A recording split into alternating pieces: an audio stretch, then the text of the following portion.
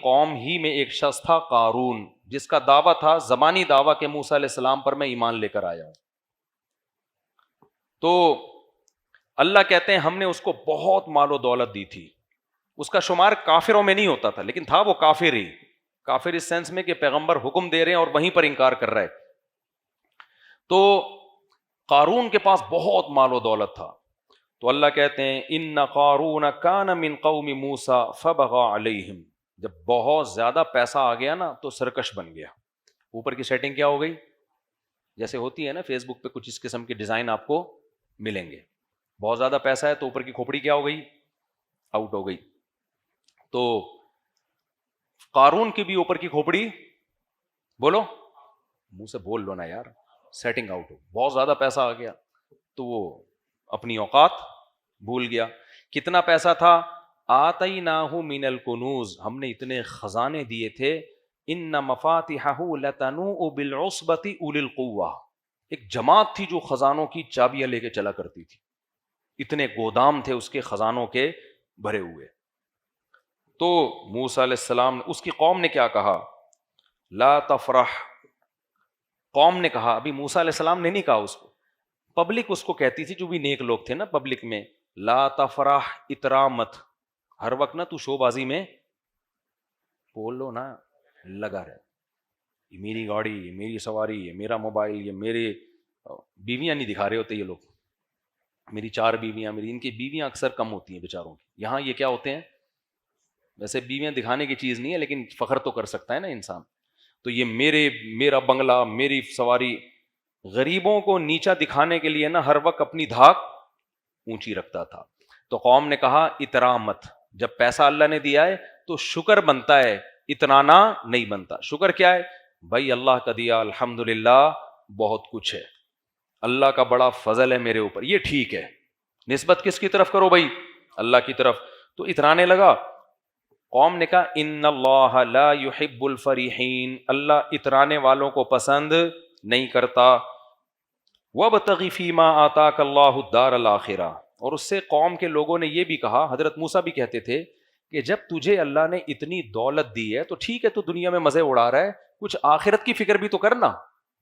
اس دولت سے کچھ غریبوں کا خیال کر، کچھ زکوٰۃ، صدقات، کچھ مدارس، کچھ مسجدیں، کچھ قوم میں غریب لوگ ہیں ان کی مدد کر. تھوڑی سی انویسٹمنٹ کہاں کے لیے کر؟ آخرت کے لیے بھی تو کرنا. وَأَحْسِن كَمَا أَحْسَنَ وَلَا تَنْسَ نَصِيبَكَ مِنَ الدُّنْيَا.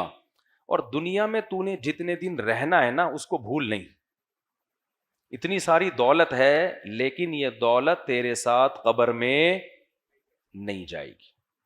مالدار آدمی نے یہ چیز بھول جاتا ہے، وہ سمجھتا ہے یہ کروڑوں روپے، خربوں روپے. بھائی تو زندگی بھر یہ پیسے بھی چائے میں ڈبو کے کھاتا رہے گا نا تو بھی زندگی ختم ہو جائے گی، پیسہ ختم نہیں ہوگا. تو لا تنس نصیبک من الدنیا، دنیا میں جتنا تیرا حصہ ہے نا اس کو بھول نہیں. کیا مطلب؟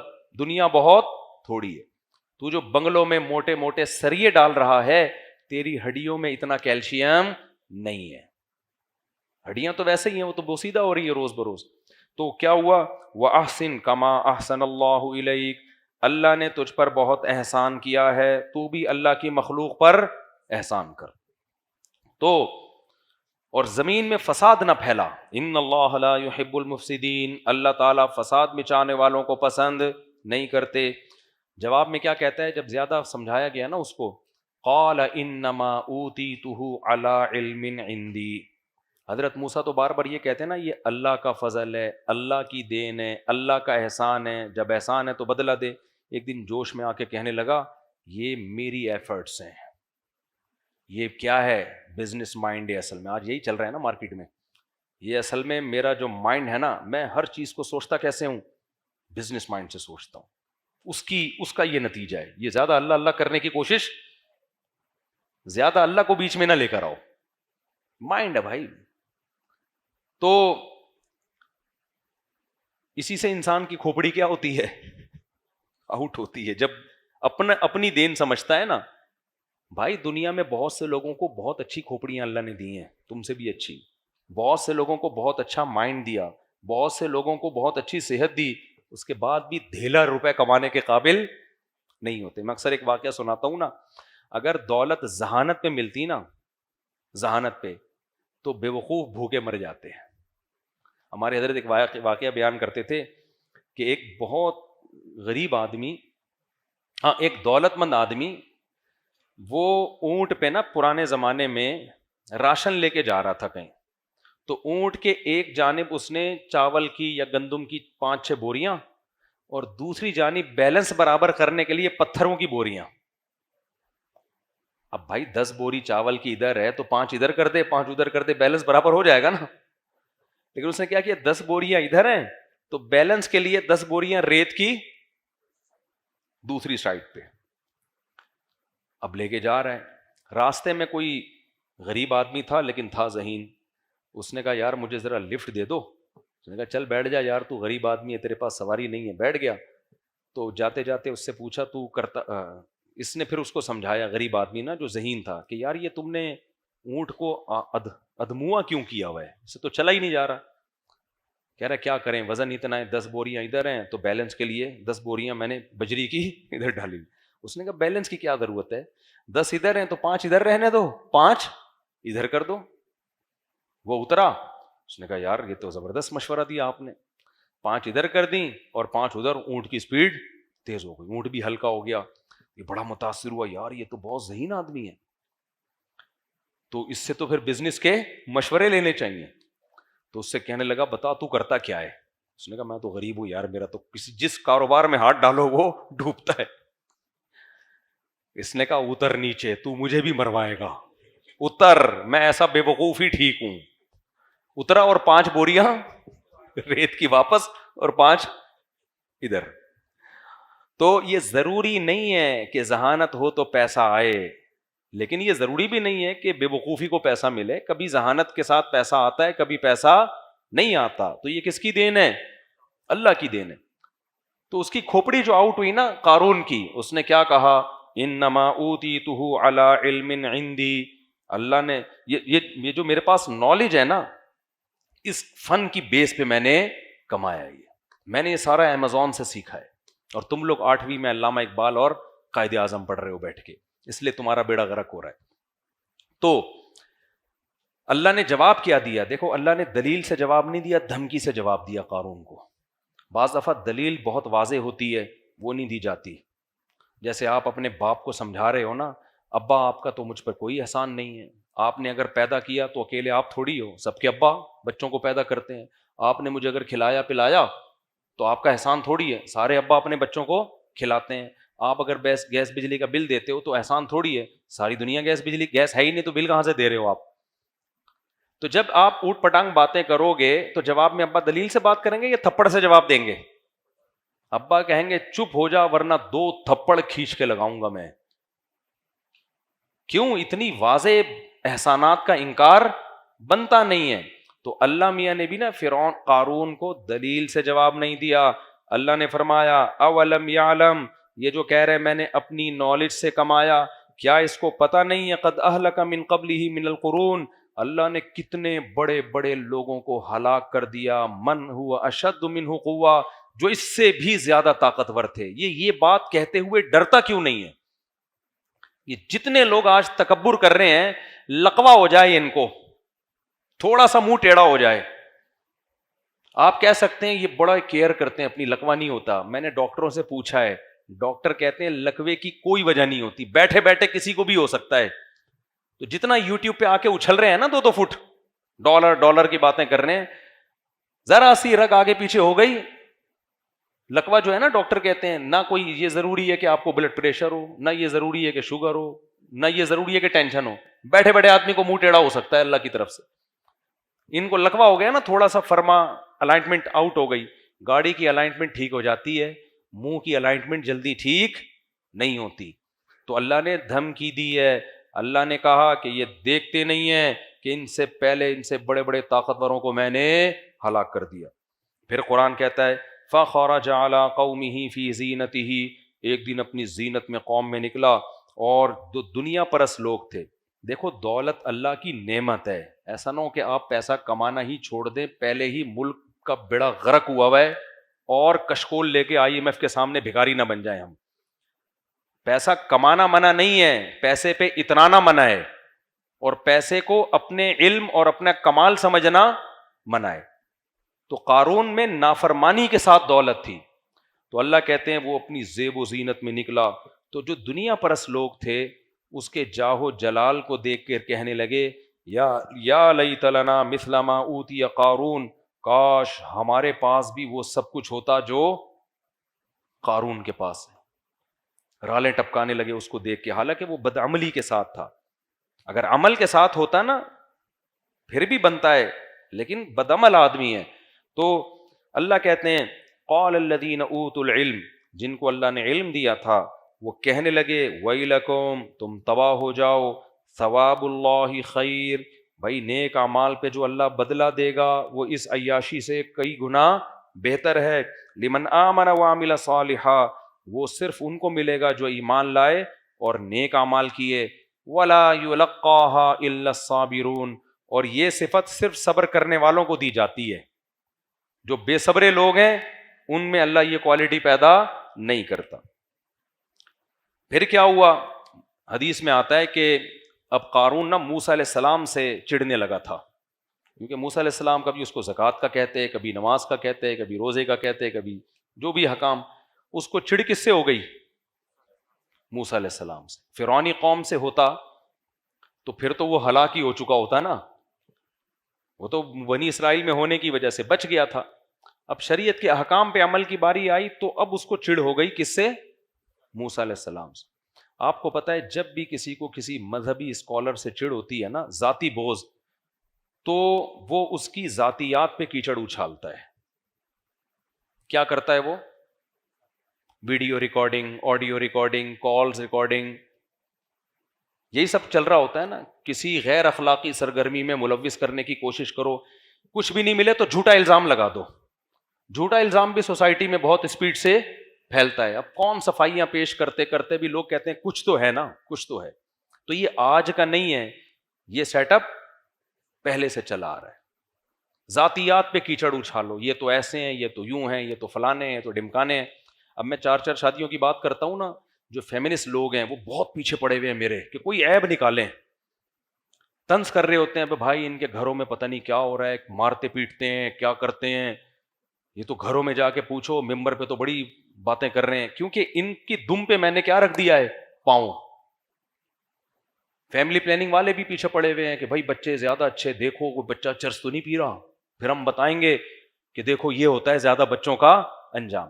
حالانکہ میں لوگوں سے بار بار کہتا ہوں بھائی میں سوسائٹی کا نارمل آدمی ہوں، میں کوئی فرشتہ یا پیغمبر نہیں ہوں. تو سب کے گھروں میں جو کچھ ہوتا ہے وہی میرے گھر میں بھی ہو سکتا ہے، اللہ بچا کے رکھے. لیکن اس سے اسلام کا فلسفہ خراب نہیں ہوگا. اگر میں ظالم بھی ہوں، میں مارتا پیٹتا بھی، وہ تو ایسا ہے نہیں. اچھا کون اتنا بڑا بہادر کون ہے یار؟ فرض کرو میں مارتا پیٹتا ہوں، میں ٹارچر کرتا ہوں، میں نے ظلم کر کے رکھا ہوا ہے، کھلانے کو روٹی نہیں ہے اور بچے چرسی ہیروئن چی، میں غلط ہو جاؤں گا نا، فلسفہ غلط نہیں ہوگا.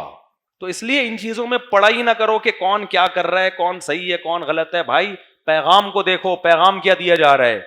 سمجھتے ہو کہ نہیں سمجھتے ہو؟ پیغام کو دیکھو کیا دیا جا رہا ہے پیغام. تو اب جو قارون تھا نا اس کو چڑ ہو گئی کس سے؟ موسیٰ علیہ السلام سے، کہ یار میرے لیے سب سے بڑا ہیڈک کون بنا ہوا ہے؟ موسیٰ علیہ السلام. اس نے کیا کیا؟ پیسے سے دنیا میں ہر کام ہوتا ہے. اس بے شرم نے یہ کیا کہ ایک عورت کو خریدا. اچھا فحش الزام جب بھی لگوایا جاتا ہے عورت سے لگوایا جاتا ہے، خوب سمجھ لو، کیونکہ عورت کی بات اس بارے میں لوگ فوراً ایکسیپٹ کر لیتے. اکثر میاں بیوی کے جھگڑوں میں جب عورت کو شوہر کو بدنام کرنا ہوتا ہے نا تو وہ کیا الزام لگاتی ہے؟ اس کے لڑکیوں سے تعلقات ہیں. اور اس کے لیے پھر لوگ اس سے دلیل پوچھنے کی زحمت نہیں کرتے، بلکہ لوگ کہتے ہیں اس کی تو بیوی کہہ رہی تھی کہ یہ لڑکیوں سے تعلقات ہیں. بھائی تمہیں کیا ہو سکتا ہے ہوں، اب یہ تو آپ ہی بہتر جانتے ہوں گے کس کے کتنے تعلقات ہیں.